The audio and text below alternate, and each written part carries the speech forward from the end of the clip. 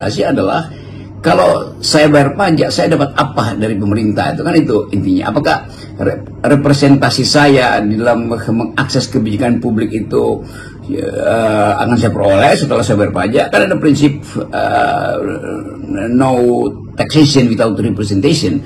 Nah sekarang kita lagi menunggu apa benar mereka yang diangkat sebagai pejabat publik, bupati atau dalam pilkada nanti atau anggota DPR yang sudah terpilih nanti itu bisa mewakili keresahan publik hari ini, kan itu pertanyaannya. Jadi siapa yang bisa mengucapkan protes pada pemerintah? Ya pasti wakil rakyatnya kan.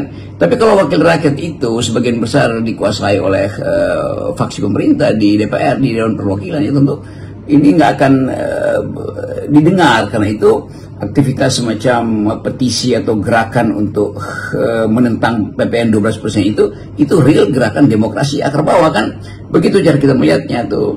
Nah, kita mungkin merasa agak lega ketika mendengar Pak Prabowo berpidato bahwa demi rakyat saya akan bekerja habis-habisan. Demi rakyat maka anggaran negara itu harus tiba di piring-piring rakyat. Nah semua itu didengar sebagai retorika. Akhirnya kalau yang dilakukan kebijakan yang menekan rakyat itu kenaikan harga dan itu menunjukkan bahwa simbol yang diberikan oleh Pak Prabowo itu tidak dibaca sebagai simbol yang serius.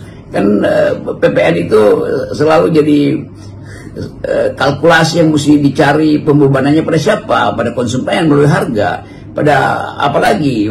Jadi sebetulnya teknik untuk menaikkan PPN itu hal yang biasa secara teknis. Tetapi kalau dukungan dari dua pihak, produsen dan konsumen justru menolak, itu penanda bahwa itu nggak masuk akal, tidak rasional kebijakan itu.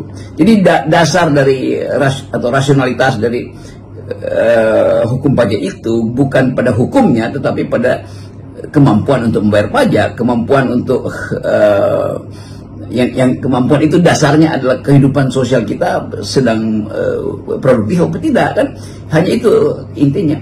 Jadi kalau terlihat bahwa negara memaksakan, itu artinya negara lagi frustrasi karena tidak ada pemasukan lain, sehingga akhirnya ya cara yang paling mudah naikin pajaknya, kan.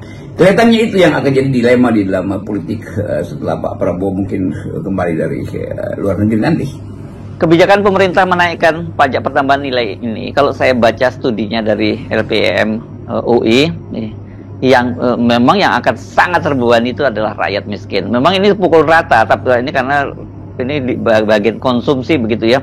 Tapi kan kalau secara persentase itu jelas yang akan terpukul rakyat miskin. Kalau orang kaya ya mereka akan ada pertambahan lah gitu ya, ininya pengeluaran mereka, tapi dampaknya tidak seberat kalangan keluarga miskin. Tentu dalam teori ekonomi neoklasik misalnya bahwa pengenaan pajak yang tinggi itu membuat produksi tidak bergairah, produsen tidak bergairah itu karena keuntungannya termakan oleh pajak itu. Tetapi kita mesti bayangkan juga bahwa negara ini kan negara yang didesain untuk mendistribusikan kekayaan, mendistribusikan keuntungan, dan negara bertanggung jawab terhadap